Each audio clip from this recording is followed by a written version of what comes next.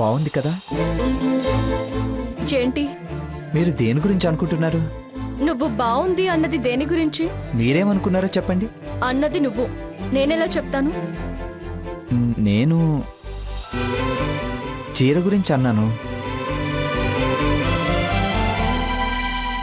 నేను దాని గురించి అనుకున్నాను.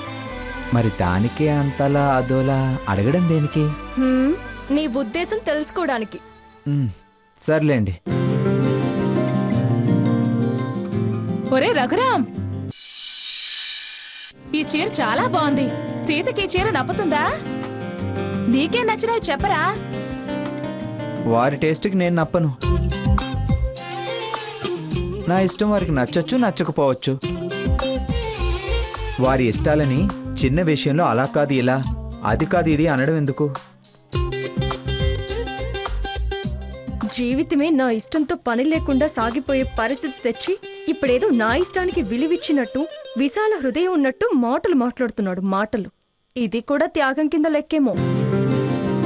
వదిన గారు, ఈ చీర చాలా బాగుంది. అవును వదిన గారు, చాలా బాగుంది. అమ్మా, మీరు సారీస్ చూస్తూ ఉండండి, నేను నా బట్టలు సెలెక్ట్ చేసుకుంటాను. సరేరా.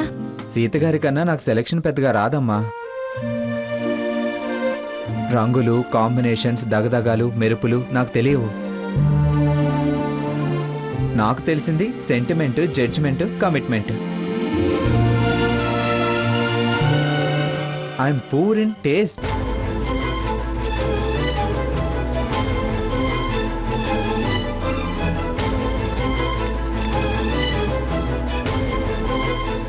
సీత, ఇదెలా ఉందమ్మా?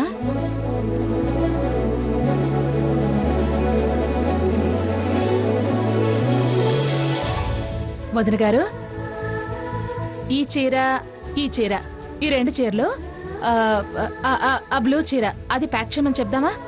అలాగే.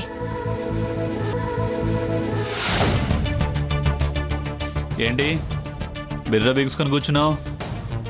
జోకులు, సెటైర్లు, అందమైన బావా, ఆవు పాల కోవా అంటూ తెగ పాటలు పాడతావుగా. అలా ఉన్నావే? అదే పాటలు గుర్తు తెచ్చుకుంటున్నాను బావా. పోనీ నీలా నేను ఓ పాత పాట పాడినా? నువ్వా? పాట? నీ అంత సింగర్ని కాకపోయినా నాకు సిచ్యుయేషన్ సింగింగ్ తెలుసమ్మా. పాడినా? పాడు. పాడక పాడక పాడతా అనే వాళ్ళని వద్దు అంటే బాధపడతారు. పాడి కక్కేసుకో. కక్కేసుకోయండి. కసి. కసా? అవును, పాడతా అన్నప్పుడే అర్థమైంది. పాడి. పాడతా అని నువ్వని నన్ను షటప్ అంటావేంటి? పాడు. ఆయన ఏం పాడతారులే, చిక్కింది లేడికోనా అనేగా. ఏంటి మళ్ళీ ఎక్కడి నుంచైనా తోసేస్తా, చంపేస్తా ఇలా అంటానికేనా నేను తీసుకెళ్తా అని తీసుకొచ్చా?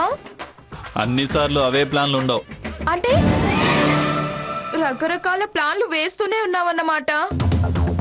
చూడు బావా, ఎన్నేసినా నా దగ్గర ఉన్న ఒక్క లెటర్ చాలు.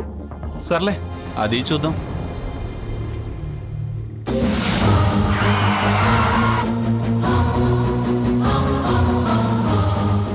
అక్క చెప్పిన షాప్ ఇదే.